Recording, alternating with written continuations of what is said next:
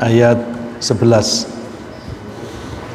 Setelah Allah menyebutkan kenikmatan-kenikmatan yang besar yang diberikan kepada junjungan kita Nabi Muhammad sallallahu alaihi wasallam, kemudian Allah memerintahkan beliau untuk berperilaku baik terhadap orang lain, terutama terhadap orang-orang yang lemah, yaitu anak-anak yatim dan orang-orang miskin. Kemudian Allah menganjurkan Rasulnya yang juga kepada umatnya, ya kita-kita ini, untuk bersyukur kepadanya, kepada Allah atas segala kenikmatan yang diberikan oleh Allah kepada kita. Cara bersyukur itu bermacam-macam, termasuk cara bersyukur adalah kita mengungkapkan rasa terima kasih kita kepada Allah dengan menyebutkan kenikmatan yang diberikan oleh Allah kepadanya. A'udzubillahi minasyaitonirrajim. Bismillahirrahmanirrahim.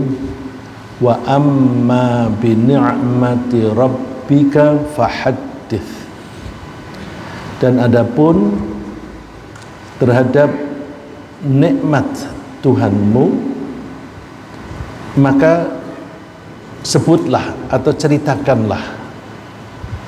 Hadits, muhadatsah itu percakapan, hadits percakapkan, tuturkan, memberitahukan kepada orang lain. Apa itu nikmat? Nikmat itu segala sesuatu yang kita peroleh, yang ketika kita peroleh memberikan kenikmatan kepada kita, baik kenikmatan itu apa yang kita rasakan maupun fasilitas itu. Saya ingin menyebutkan seperti di surat Luqman, Allah menyebut wa asbagha alaikum ni'amahu zahiratan wa batinah. Yang zoom lagi problem, coba saya perbaiki dulu ini. Yang di zoom nggak dengar kan? Kayaknya keresek. Coba. Yang di zoom tidak dengar. Iya, agak keresek bunyinya. Ada keresek.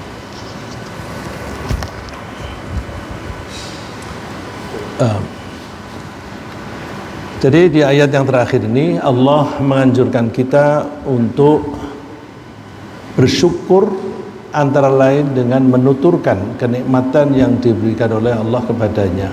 Apa itu kenikmatan? Kenikmatan itu banyak sekali yang kita rasakan, yang kita peroleh. Sebenarnya yang kita terima itu banyak faktanya, cuma kita merasa atau tidaknya itu, ya. Faktanya ada kenikmatan, tetapi kita merasa atau menyadari itu masalah lain. Allah menyebut di dalam surat Luqman bahwa Allah memberi kenikmatan kepada kita itu dengan penuh. Wa asbagha alaikum ni'amahu zahiratan wa batinah. Dan Allah membuat penuh kenikmatannya kepada kita manusia, baik secara zahir maupun lahir. Jadi setiap orang itu diberi kenikmatan itu penuh sesuai dengan kapasitas masing-masing. Kalau orang mempermasalahkan katanya penuh, orang itu kaya, saya tidak kaya. Orang itu pandai, saya kurang pandai. Tapi menurut bahasanya Allah itu sudah penuh. Tentu Allah tidak bohong. Allah tidak bohong. Saya pernah mengilustrasikan, kita itu di hadapan Allah menyodorkan wadah. Ya Allah, saya butuh kenikmatan. Lalu Allah beri kenikmatan itu penuh. Kata asbagha itu kalau untuk wadah gelas isinya penuh sampai di bibir. Kalau di sungai, ya sampai di bibir sungai itu airnya penuh. Jadi masing-masing dari kita itu sudah menerima kenikmatan dari Allah secara penuh. Tapi penuh itu kalau dilihat secara kuantitas, penuh itu kan kualitas. Kalau secara kuantitas, ada yang volumenya sedikit seperti gelas ini, ada yang banyak seperti ember. Tergantung kita di hadapan Allah membawa ember atau membawa gelas besar atau gelas kecil. Kalau kita menyodorkan, ya Allah saya mohon kenikmatan dengan gelas kecil, ya Allah bikin penuh. Kalau toh ditambahi akan luber. Kapasitas dia menerimanya segitu. Nah, saya suka mengumpamakan wadah ini adalah karakter kita. Kalau kita berkarakter jujur, ramah, rendah hati, suka menepati janji, kita di hadapan Allah menyodorkan wadah yang besar. Pedagang yang bersifat seperti yang saya kemukakan tadi, insya Allah laris. Tapi pedagang yang dia itu suka ingkar janji, ketus dan sebagainya, dia tuh menyodorkan kepada Allah wadah yang kecil, keuntungannya kecil, karena orang yang datang males membeli dari dia. Enggak, ada 2 toko, dagangannya sama persis, yang satu laris, yang satu tidak. Yang laris itu kan mendapatkan kucuran lebih banyak rezeki dari Allah, yang ini kucurannya sedikit. Ya memang mereka wadahnya begitu. Ya antara lain misalnya aku sudah berusaha keras begini-begini. Nah, yang satu ini ramah, suka menolong orang dan sebagainya. Yang satu ini ketus, sombong, tidak gubris dengan orang. Ya kalau orang Jawa suka mengatakan ora ngewongke, tidak memperlakukan orang sebagai manusia, ya dia nggak laris. Nah, oleh karena itu sebenarnya kita masing-masing itu mendapatkan kenikmatan yang penuh dari Allah. Kemudian nikmat itu apa? Nikmat itu kalau dikatakan di Luqman, zahiratan wa batinah, secara lahir maupun batin. Kita ini dibuat oleh Allah, badan kita ini terdiri dari benda cair dan benda padat. Benda cairnya lebih banyak daripada benda padat. Dengan adanya kita tuh komposisi bahan di dalam tubuh kita ini banyak cairnya, maka kita banyak membutuhkan air. Begitu kurang kandungan airnya di dalam badan kita, Allah memberi sinyal, yaitu kita dibuat haus. Kalau kita segera minum, hilanglah haus itu. Tapi kalau tidak segera minum, bisa pusing, bisa merasa demam, dingin dan sebagainya, karena energinya kurang. Terus, jadi Allah membuat di dalam diri kita itu ada dorongan untuk membutuhkan air. Ya, jadi di dalam diri kita diberi dorongan, di luar Allah memberi fasilitas, yaitu air. Jadi dalam badan kita ada kebutuhan, Allah menyediakan yang dibutuhkan. Jadi kalau kita belajar psikologi, keinginan kita minum itu namanya motivasi. Yang kita minum itu namanya need, kebutuhan. Nah, jadi kalau orang mau meneliti kenapa sih orang itu kepengen minum, ya karena orang itu ingin menjaga keseimbangan komposisi tubuhnya. Kalau komposisinya itu seimbang, dia tidak haus. Terus kalau kita punya keinginan itu, apa saja sih yang kita inginkan? Ya kita ingin makanan, minuman, tempat tinggal dan sebagainya. Nah itu ketika membahas Apa yang dibutuhkan? Orang membuat teori needs, kebutuhan manusia itu apa saja. Titik temu antara motivasi, keinginan, dan needs, barang yang dibutuhkan, begitu ketemu muncul kenikmatan. Kita haus, begitu minum enak, segar.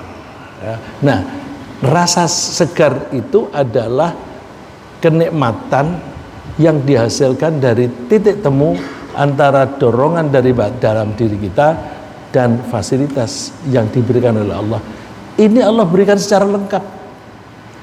Allah beri secara lengkap, oleh karena itu kenikmatan itu lahir dan batin.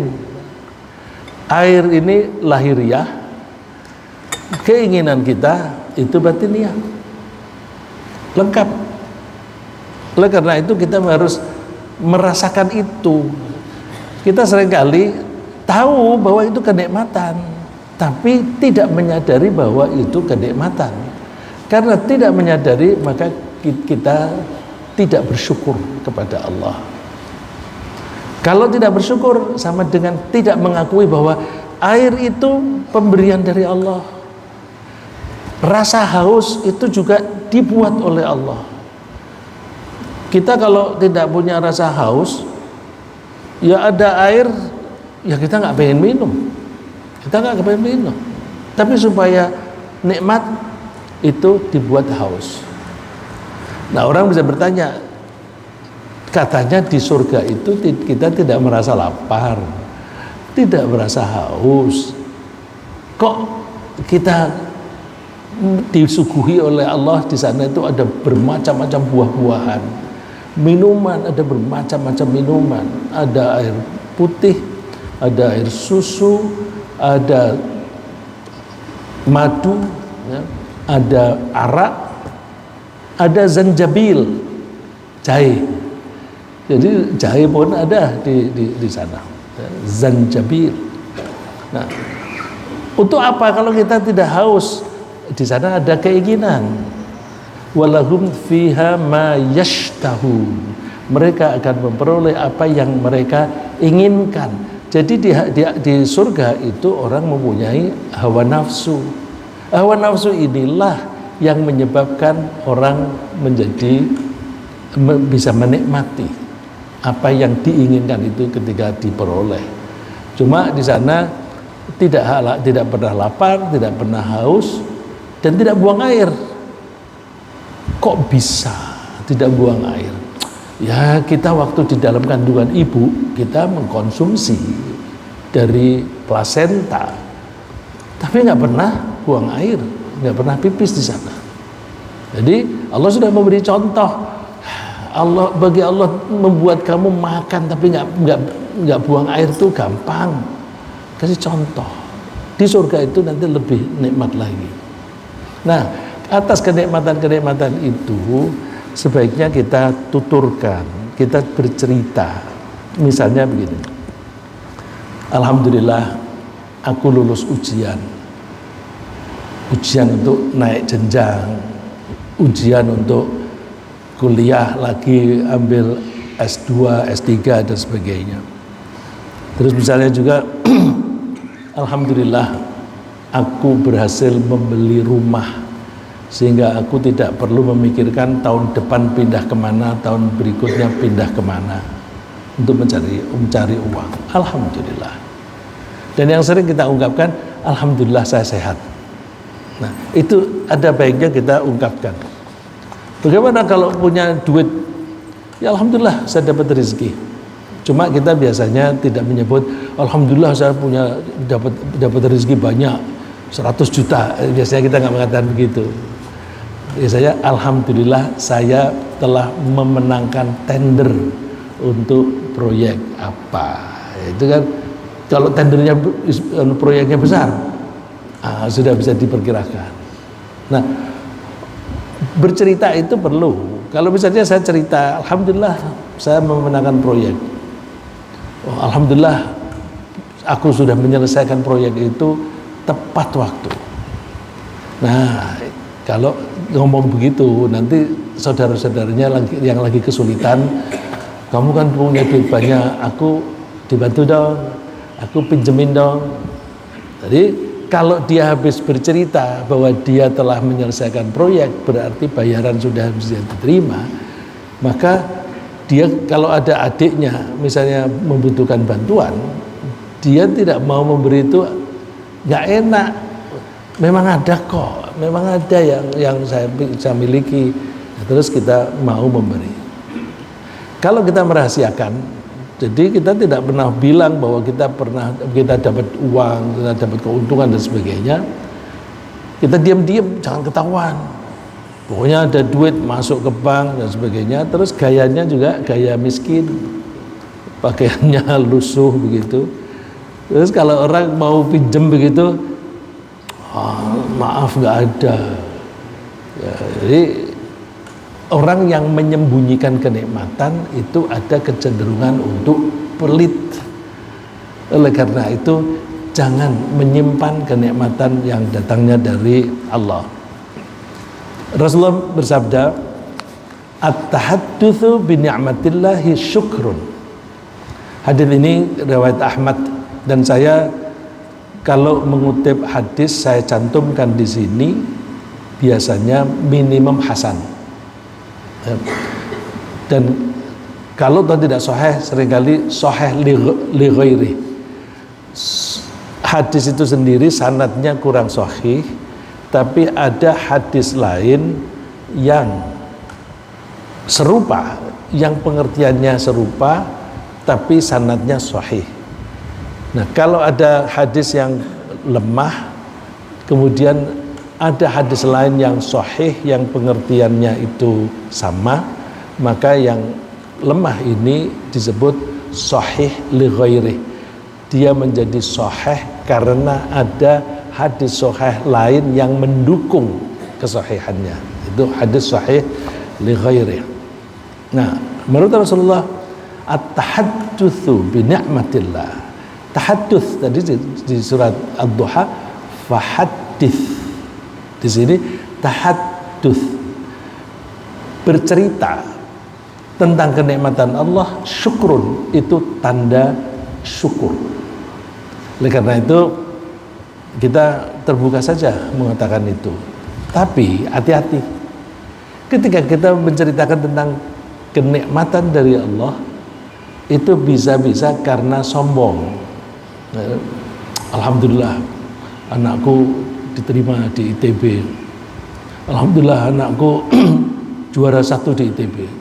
Alhamdulillah anakku, tetapi maksudnya menunjukkan bahwa aku berhasil mendidik anak dan sebagainya, untuk mendapatkan pujian bahwa wah, kamu hebat, pandai mendidik anak. Nah, kalau untuk mendapatkan pujian itu menjadi haram.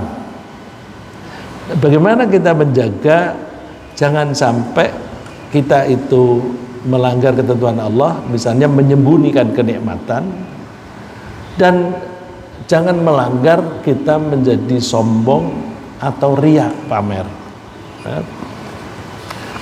Ada dalam Al-Quran diceritakan seorang yang menuturkan kenikmatan dari Allah tapi karena sombong. Insya Allah kita yang jamaah syuhada pada hafal, karena umumnya setiap hari Jumat itu saya dengar sana sini pada baca surat Kahfi. Ya. Ada 2 orang yang bersahabat, lalu mereka berdua mendatangi kebun yang dimiliki oleh salah satu di antara mereka. Kebunnya itu subur karena dialiri sungai, dialiri irigasi yang bagus, sehingga buahnya banyak. Karena buahnya banyak, maka itu memberikan kekayaan kepada pemiliknya. Digambarkan oleh Allah, wa kana lahu thamar. Dia yang satu ini mempunyai kekayaan yang banyak, yang besar. Lalu faqala li sahibihi wa huwa yuhawiruh, ana aktsaru minka malan wa a'azzu nafara. Ini kebunku subur sekali, aku hartaku lebih banyak daripada kamu. Nah, ini indikasi sombong. Lihat nih, rezekiku, hartaku lebih banyak daripada kamu. Ini sudah indikasi kesombongan. Nah, kalau ceritanya dalam rangka seperti itu, ya kita jangan cerita. Kita tahan, nggak usah cerita deh kalau dalam rangka sombong begitu kan, untuk membanding-banding. Wa azzu nafara, dan aku lebih mulia secara pribadi, secara kepribadian. Orang kaya seringkali dihormati oleh orang lain. Orang kaya juga seringkali mendapatkan kemudahan untuk memperoleh jabatan. Apalagi pada zaman seperti sekarang ini di Indonesia, kalau kepingin jadi gubernur harus punya duit banyak.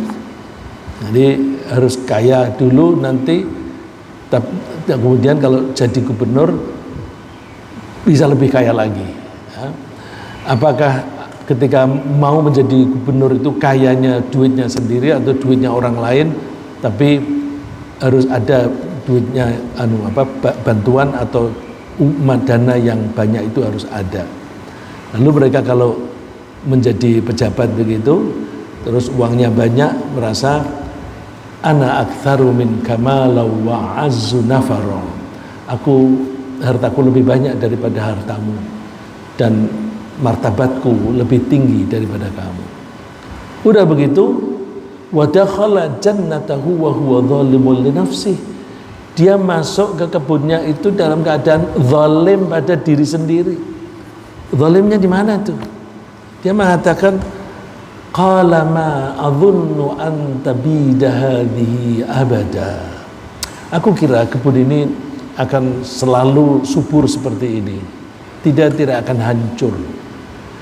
Dia lupa bahwa yang membuat tanahnya subur itu Allah, yang mengalirkan air di tengah kebun dia juga Allah.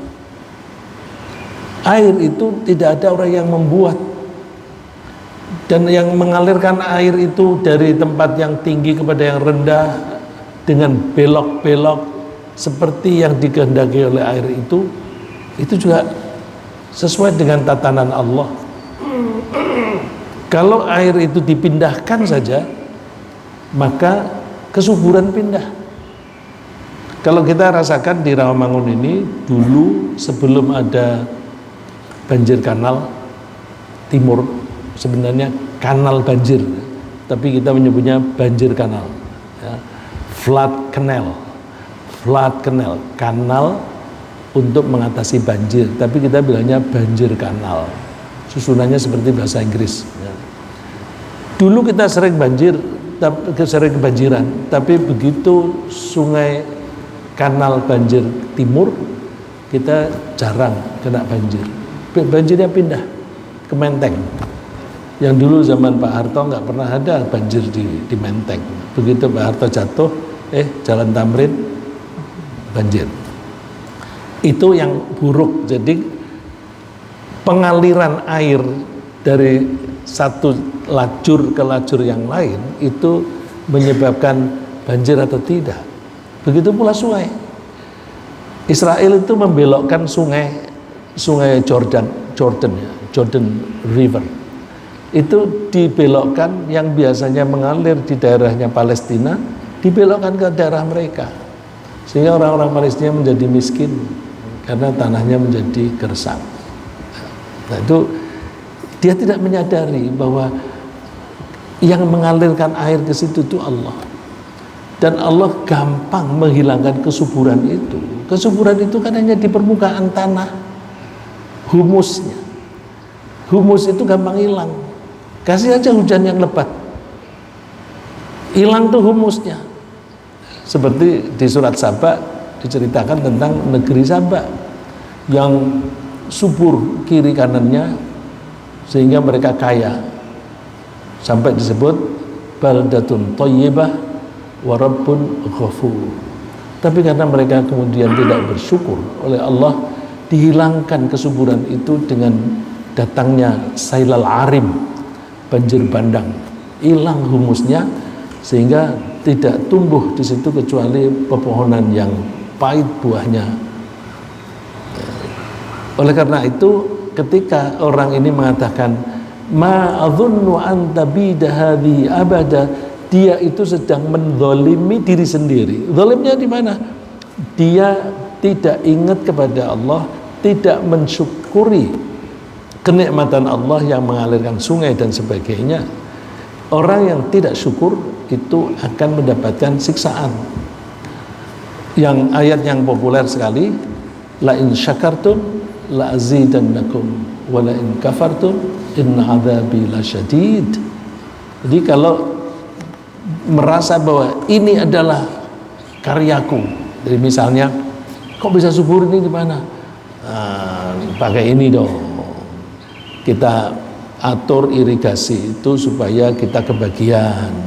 Kalau kita tinggal di daerah yang miring-miring itu kali kan ada di atas, kemudian bisa dikasih pipa supaya mengalir ke daerah kita.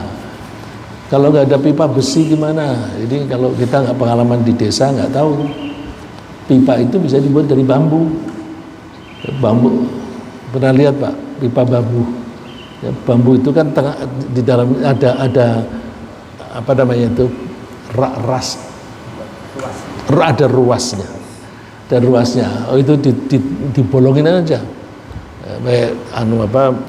Belahan bambu ujungnya dikasih besi yang tajam sampai lubang. Bambu itu kan di pangkalnya itu besar, ujungnya kecil. Terus ujung kecil dimasukkan ke pangkal yang besar. Jadi sambung-sambung. Kita pakai selotip, seal tape. Seal tape-nya apa? Sepet kelapa, sabut kelapa. Nah, itu bagaimana cara mengakali supaya ada irigasi ke daerah ini. Nah, kita mesti bersyukur yang memberi air itu Allah. Kalau Allah tidak memberi air, akan mati, akan kering ya. Kemudian bagaimana kita cara bersyukur? Cara bersyukur yang baik bukan hanya ngomong, bukan hanya mengatakan alhamdulillah ya.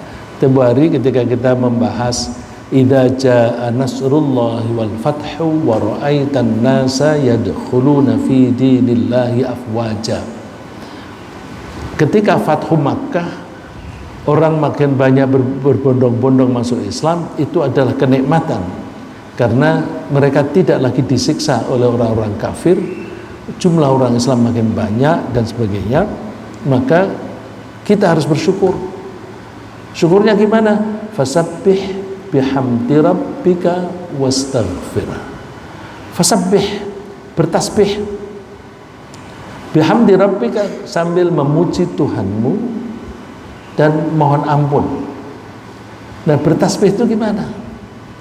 Bertasbih itu kalau kita hanya mengucapkan saja, itu ya seperti ini, wa amma bi ni'mati rabbika fahaddits, omongan saja. Kita tingkatkan, jangan hanya omong saja. Jangan bertasbih dengan cara subhanallah, tapi kita wujudkan dalam bentuk perilaku, bahwa kalau kita tuh menganggap Allah maha suci itu maha suci dari kemusyrikan dan maha suci dari segala macam kekurangan. Kalau Allah maha suci dari kemusyrikan, ya kita mengandalkan rizki hanya dari Allah. Kalau orang mengandalkan rizki dengan cara mencuri, ya aku kan butuh makan, terus dia mencuri. Padahal Allah bilang kamu silahkan konsumsi tapi yang halal. Begitu orang makan yang haram, berarti dia tidak menerima, tidak bisa menerima di sini bahasa Inggrisnya content, bukan receive. Kalau receive menerima, jadi menerima dalam hati ya.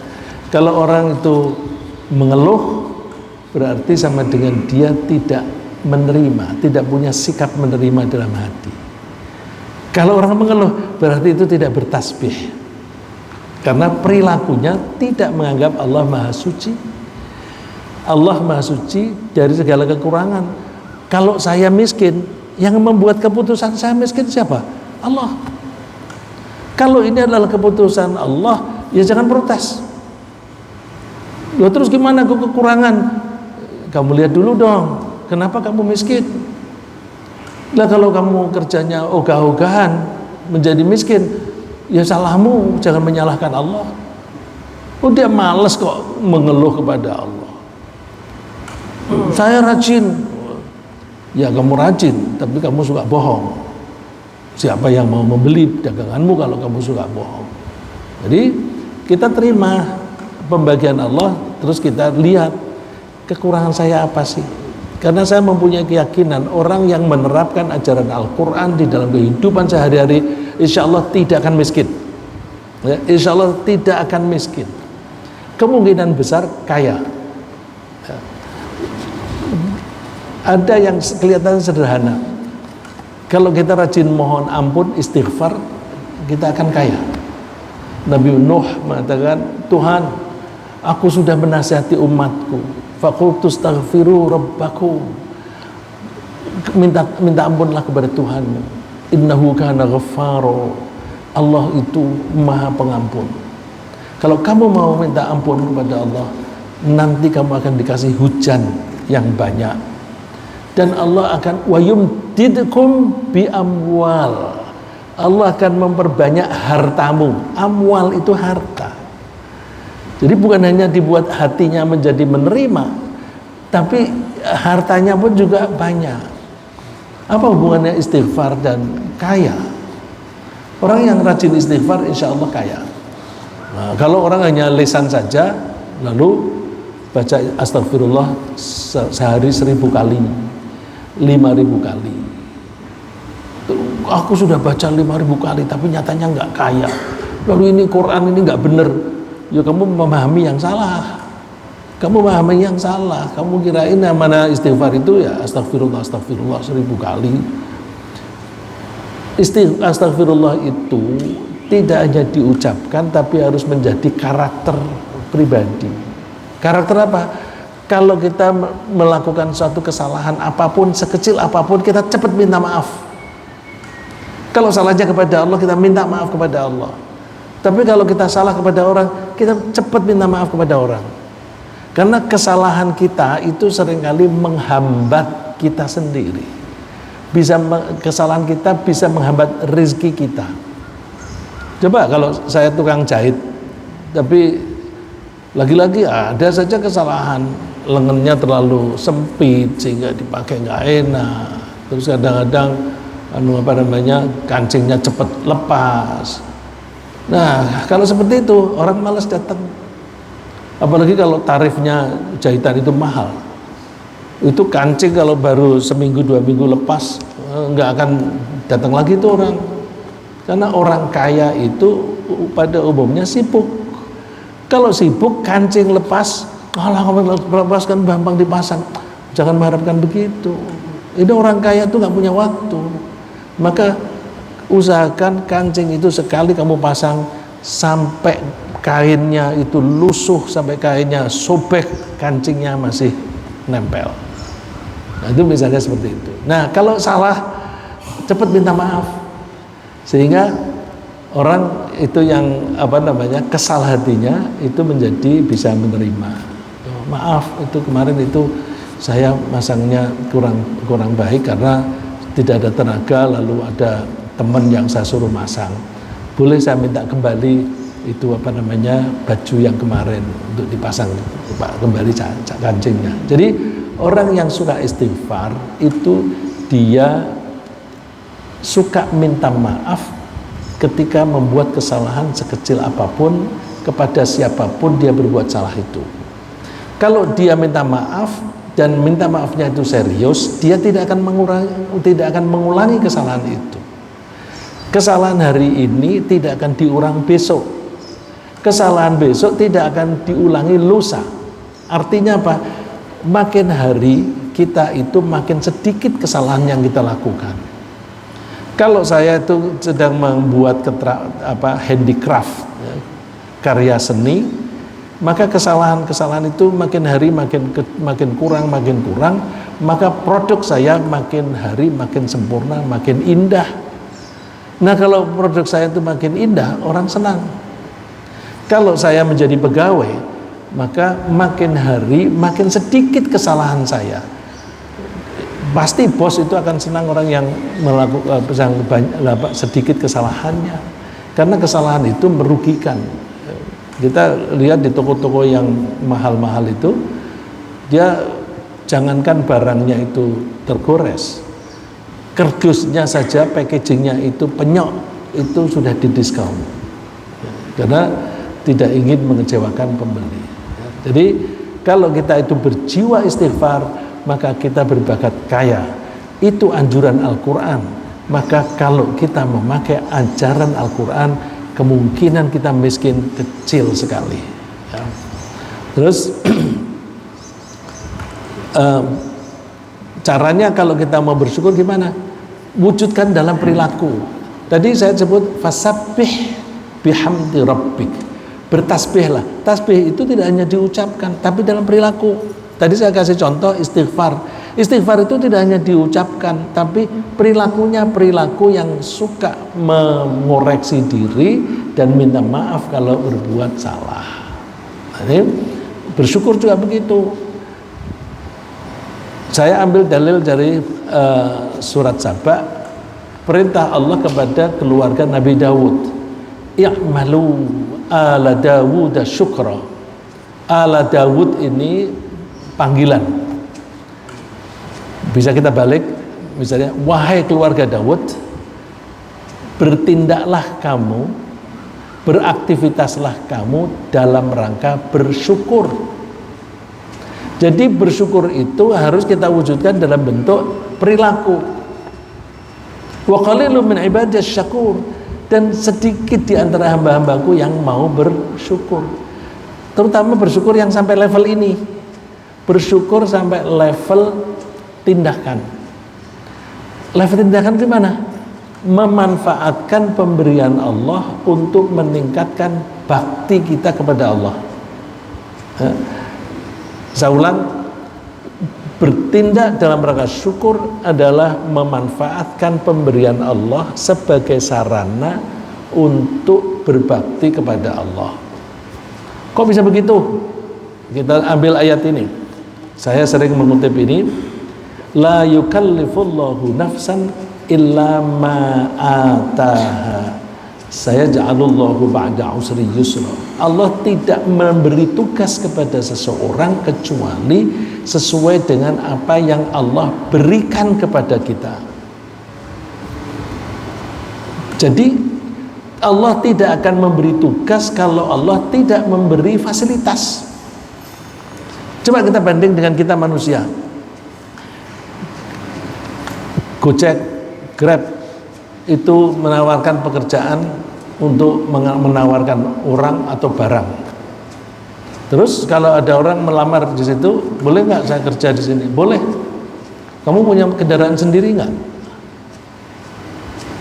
Tidak diberi fasilitas, tapi disuruh.